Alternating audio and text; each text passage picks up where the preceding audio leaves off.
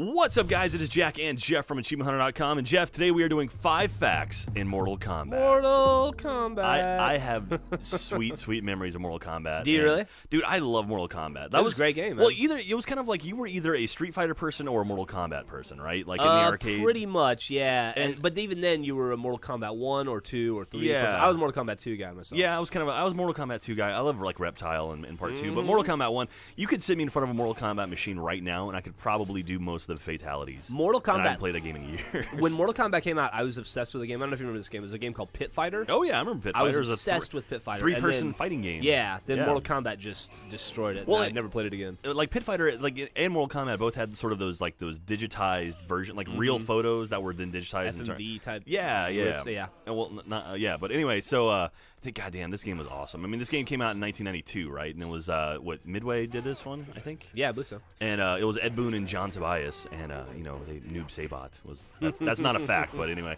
And also, here's another fun fact. Do you know what actually created the ESRB, which was Mortal Kombat did. Mortal Kombat. I did know that. Well, it was yeah. responsible for it. But Yeah.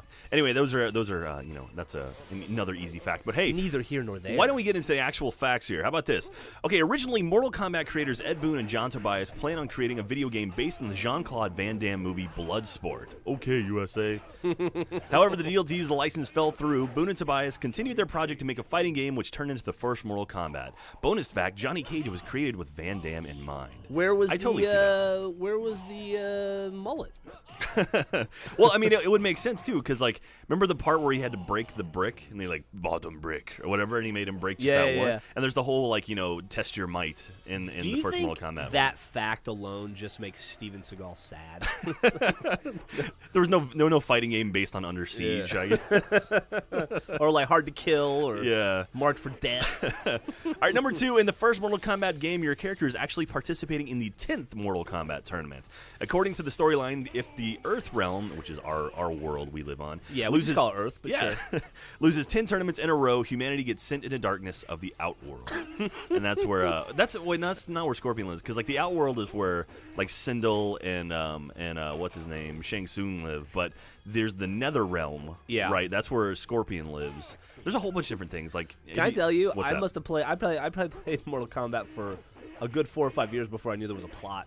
Well, actually, did you play the remake of it, or not the remake, but the most recent Mortal Kombat?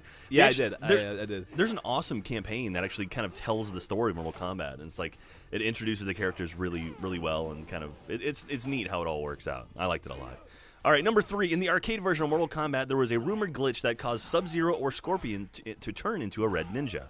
On the diagnostic screen of Mortal Kombat 1, the phrase ERMAC 5, meaning Error Macro 5, was shown. People believe that name had something to do with the Red Ninja. After heavy circulation of the rumors, the development team created a secret Red Ninja character named Ermac for Ultimate Mortal Kombat 3. That's how Ermac came about? Yeah, well, remember there was Reptile was in the first game. Yeah, like, it was like almost impossible to get him to show Yeah, you had to up. like perfect a character, or you had to like get perfect 2 times in a row without jumping on the pit stage, and then do the fatality to send him into the pit. I forget what it was exactly, but I never saw. I don't know if anybody did. Yeah, I never saw Reptile in the actual arcade. There may be a modified arcade machine I saw him on one time, like sort of like Street Fighter 2. They had the Rainbow Edition where like there were like illegal hacks.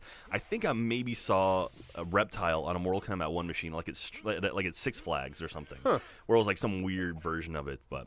Anyway, number 4, the Mortal Kombat 2 arcade machine was so popular that many machines had deadlock security panels installed to keep people from stealing the motherboard and taking them home. No shit. That's kind of funny. Dude, I remember the first day Mortal Kombat 2 showed up at Aladdin's Castle in Barton Creek Mall, and it was so popular they put a TV monitor on top of the machine so people circling it could see the gameplay. Yeah. And that was one of those things where if you got in a roll, like I remember playing, because I was probably maybe 10 at the time, 10, something like that, and playing the hell out of that game. And when you would be like the little kid beating the shit out of high school kids, that was a lot of fun. A lot of fun. It was also a good way to get your ass beat the second you walked out of Aladdin's castle. Yeah, that's why you never leave Aladdin's castle.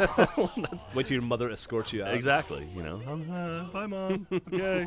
All right, and last but not least, Mortal Kombat was one of the earliest games to feature the juggling concept. This refers to the idea that once a fighter gets knocked into the air, they are helpless and susceptible to even more damage and more hang time. John Tobias later admitted that this was done by accident. So that's where you can knock someone up. And then there was like those endless combos that drove you fucking crazy, right? So how much of Mortal Kombat wasn't an accident then?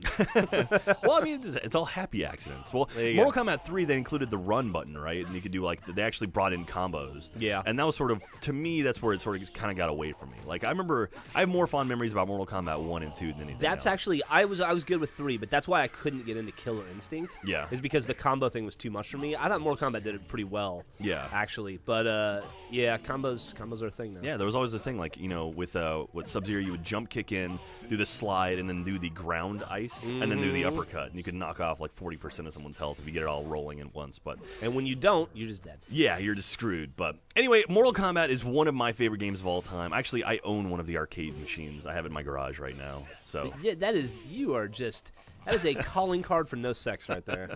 it's so awesome. Is that how though. you pick up the ladies at I the do. bar? You're like, you want to Yeah. go back to my place? I have a Mortal Kombat cabinet. You want to come And back then to she my calls place her- and look in the garage? She calls her friends and says, I'm about to be raped. Call the police. Does this rag smell like chloroform to you? Anyway, but that's Mortal Kombat, and we'll be back next week for 5 more facts and some other fascinating game. Toasty!